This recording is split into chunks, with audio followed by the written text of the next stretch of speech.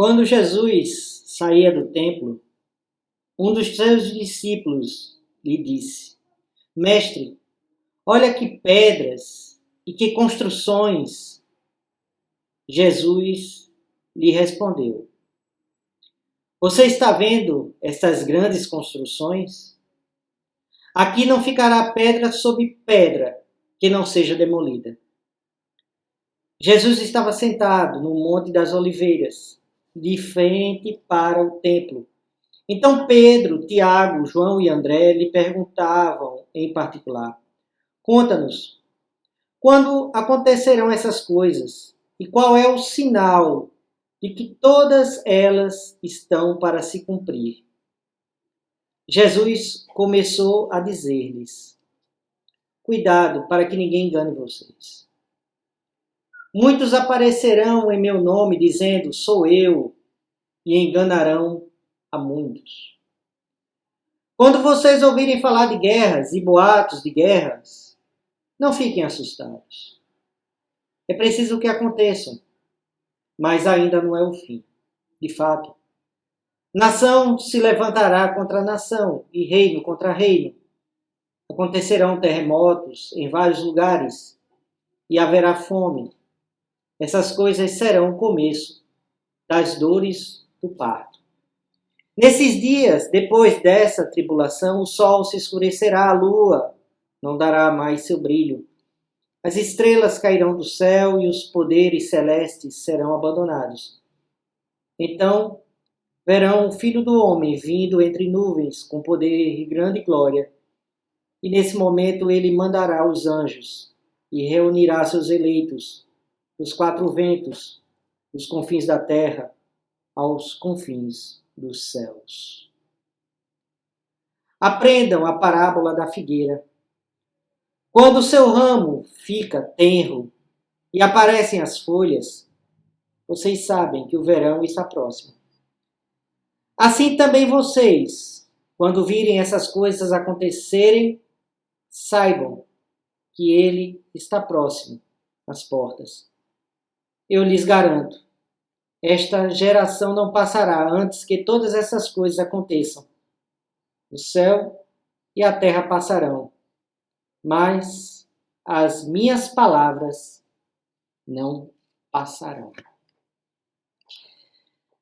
Bom dia, gente querida, de paz e bem. Eu sou o reverendo Eduardo Henrique, da Igreja Episcopal Anglicana do Brasil.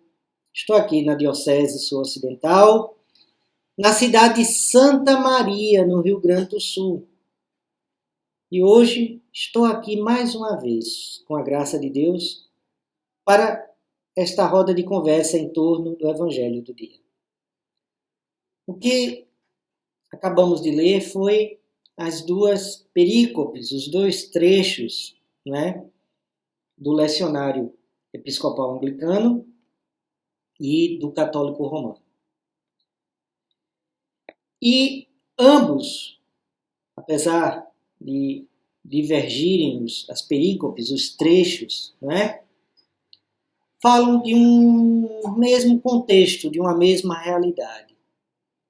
Falam sobre leitura e conjuntura, sobre as coisas que estão para acontecer, as coisas que acontecem e as coisas que aconteceram. Eu acredito que, diante de um tempo tão difícil, tão limítrofe como o que estamos vivendo, tempo de pandemia, sim, a pandemia não acabou, ela continua. Tempo de pandemia, tempo de luto, de dor, de morte, tempo de ascensão de ditaduras, de neofascismo, neonazismo, de tiranos, de falsos messias, de anticristos, um tempo de falsos pastores, tempo de tribulação e dor, de sofrimento, tempo de fome, de guerra, tempo de miséria, tempo de carestia, a gente começa a desesperançar, não é? Desencantar. E acredito que isso é algo muito humano, demasiado humano. Isso é muito próprio de nós. E como eu sempre digo aqui, a gente precisa ter diante dos nossos olhos aquilo que somos, as nossas dores, os nossos sofrimentos, as nossas lutas e lutos. A gente precisa encarar de frente a realidade. A palavra de Deus não é, né, um lugar de fuga, de alienação. É um lugar do enfrentamento da realidade sob uma nova luz, sob um outro ângulo. As dores da comunidade de Marcos são as dores das nossas comunidades. São o perene do tempo e o perene do tempo. Como assim? A perenidade do sempre, a vida e os seus contextos. O mar da história é agitado, como diria o poeta Mayakovsky. E é isso. Esse é o sempre. Essa é a perenidade das dores do parto. Mas isso é Cronos. É o tempo cronológico, é o tempo de que trata a história. Mas há um outro tempo. Um tempo oportuno. Tempo kairos. O tempo qualitativo. Várias vezes falamos sobre ele aqui. Que é a percepção do sempre do agora. Do agora que se abre ao eterno, porque é fecundado por ele. Que tem a ver, muito a ver, com esperançar de Paulo Freire. Que não é essa espera tola, mas é verbo. É verbo porque é palavra, mas é verbo porque é ação. E é gesto. É o nosso agir, a nossa forma de se comportar diante do mundo, diante dessa realidade. Diante de um templo que caía, literalmente, né? O templo que foi reconstruído, né, depois da sua destruição, o templo de Jerusalém, o povo judeu ficou perplexo. Porque aquele templo, com aquelas pedras, com aquelas colunas, com aquela opulência, né, tinha qualquer coisa de perenidade, de eterno. Era a casa de Deus. A casa de Deus que tinha sido destruída diante do exílio do povo, que o povo, ao voltar, tinha reconstruído. Não o povo, os poderes, né? As lideranças político-religiosas e econômicas, de uma forma mais suntuosa ainda. E esse era o centro da adoração do povo. Pois é, por volta do ano 70 depois de Cristo, esse templo foi destruído pelo Império Romano. Né? E não ficou pedra sobre pedra. O que achava-se eterno e perene havia agora sido destruído. Desse templo, o que restou foi o muro em que o povo lamenta. O muro das lamentações. E é isso. E é isso. E aí resta a perplexidade diante dessa situação e a sensação de que Deus nos deixou, que fomos abandonados por Ele. E que todo projeto que nós, né, imaginamos, enfrentamos, lutamos, de repente fracassou. O templo de Deus foi destruído, a casa de Deus foi destruída. Mas é preciso que essas coisas aconteçam. Os discípulos de Jesus, assim como a comunidade de Marcos, tinha muito medo. E Jesus disse: não tenham medo. Onde vi falsos messias, muitos. E há alguns que dirão: eu sou o Messias. Mas não vão atrás deles. Não sigam esses. Não idolatrem mitos. É isso. Ídolos. Ídolos de pés de barro. E é isso. E isso é o templo que rui, o templo que cai. Mas há o tempo perene, o tempo do eterno, do agora e do sempre. Mas não desse sempre, né, que parece até uma repetição de história, não é? Mas esse sempre que se abre a esse esperançar. E o evangelista, né, a comunidade que escreveu esse trecho, esse texto, apresenta sinais fantásticos no céu, né? Sinais celestiais, literalmente. Mas isso são os prenúncios, são os anúncios.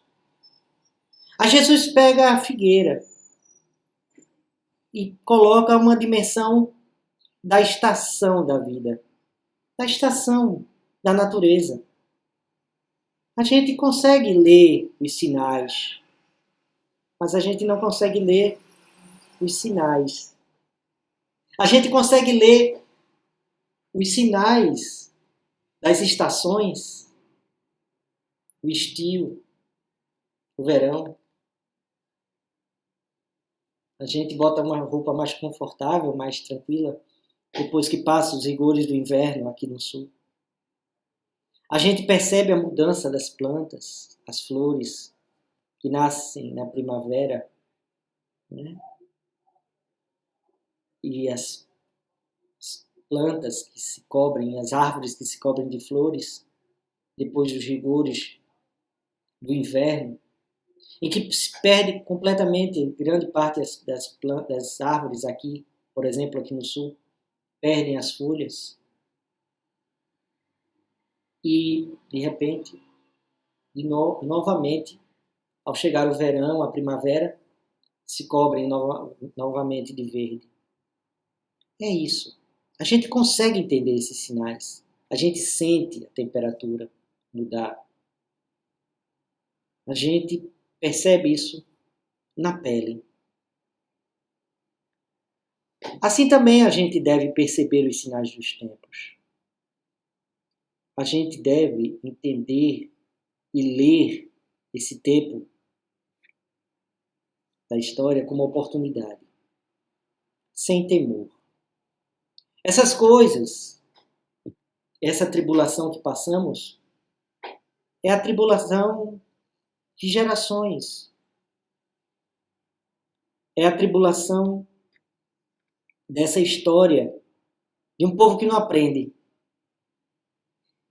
E que, por conta disso, a própria natureza paga o seu preço.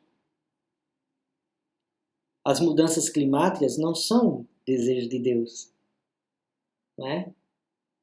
A natureza, nas suas autorregulações, não tem como projeto destruir a raça humana. Mas nós investimos em coisas que nos destroem. E quando eu digo nós, eu não falo da classe trabalhadora. Eu falo do capital. Sim, sim. Reverendo. Mas isso é sociologia, não é teologia. A teologia abre uma porta de acesso, teólogos, né? Estudo de Deus, de compreensão sobre um Deus que age na história e que ama e tem misericórdia e compaixão. Mas essa luz também é lançada sobre o gesto humano. E de como ao longo do tempo esse gesto humano se afasta desse Deus de misericórdia e compaixão. Não é culpa de Deus, né? É isso que Jesus diz. Quando o templo cai, não é porque Deus está, né, castigando o seu povo. E é bom que a gente entenda isso. Finalmente entenda isso de vez.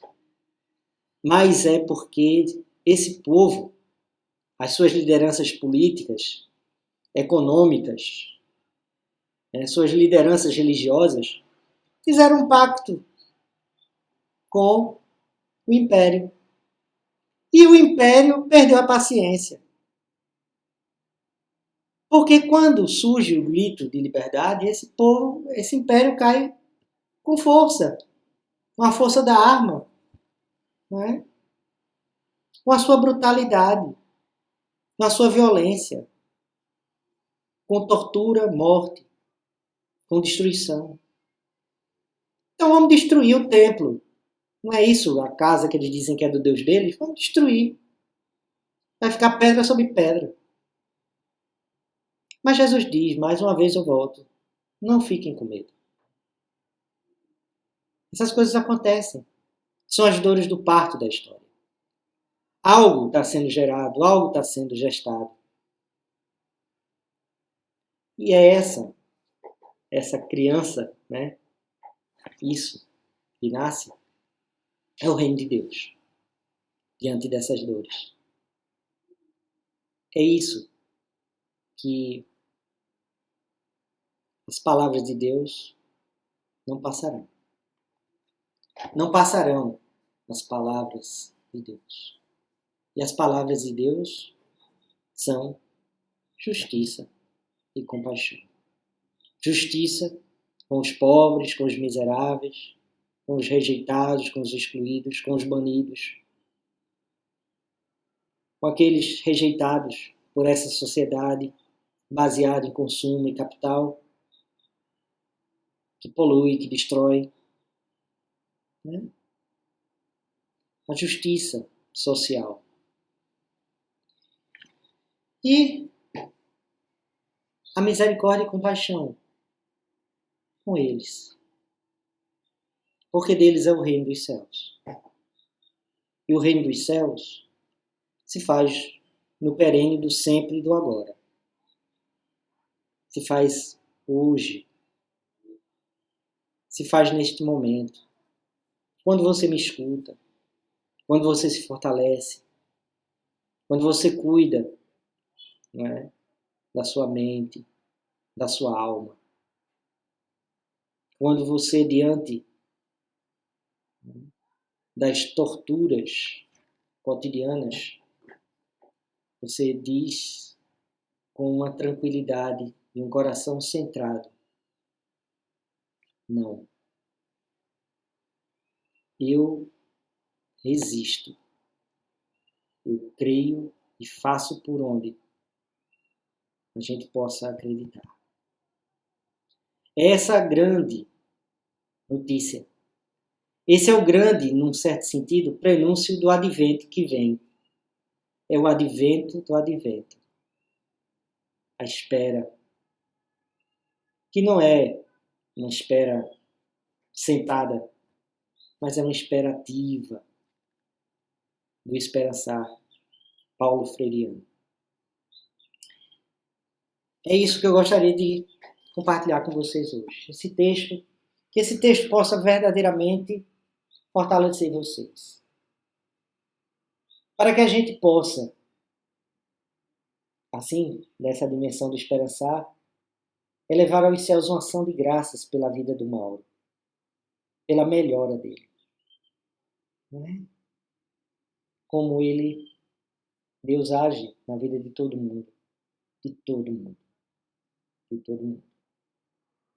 E de como, de repente, nosso amigo Mauro foi tocado, né? Através das vibrações positivas, das orações, dos pensamentos positivos, né? No coração de cada um e cada uma que vibrou por ele. De forma especial, eleva a Deus uma ação de graças pelo grupo de oração. É isso. Vibrar, vibrar. Mas só vibrar? Não, a gente precisa, né, dessas paradas técnicas para o refrigério da alma, para que a gente enfrente o dia a dia, o mundo lá fora, que precisa de homens e mulheres, gente humana, que lute. E que quando esses templos comecem a ruir, quando essas coisas comecem a aparecer, guerras, pandemias, morte, a gente não se assuste. Assim como essas outras coisas, isso passa. Mas nós, né, sigamos sempre firmes e fortes na proposta de um reino. Eu gostaria de deixar com vocês uma bênção muito especial no dia de hoje. Que essa bênção seja também de forma muito especial para o nosso amigo Mauro Lopes. Uma bênção para todos e todas que sofrem no físico, na alma e no espírito. Que a gente possa ser verdadeiramente abençoado hoje. Que a gente tenha uma semana abençoada. Tá bom? É desejo. É vontade. Né? Que Deus coopere com isso. E por isso, eu deixo com vocês a bênção de Deus. Que o amor de Deus nos una. A alegria de Deus nos inspire. A paz de Deus nos envolva. A coragem de Deus nos sustente. E a bênção de Deus onipotente, Pai, Filho e Espírito Santo, seja conosco. E conosco habite eternamente. Amém. Tenhamos um domingo abençoado. Sintamos verdadeiramente o abraço carinhoso de Deus. Tchau, galerinha de paz e bem. Até o próximo domingo. Tchau.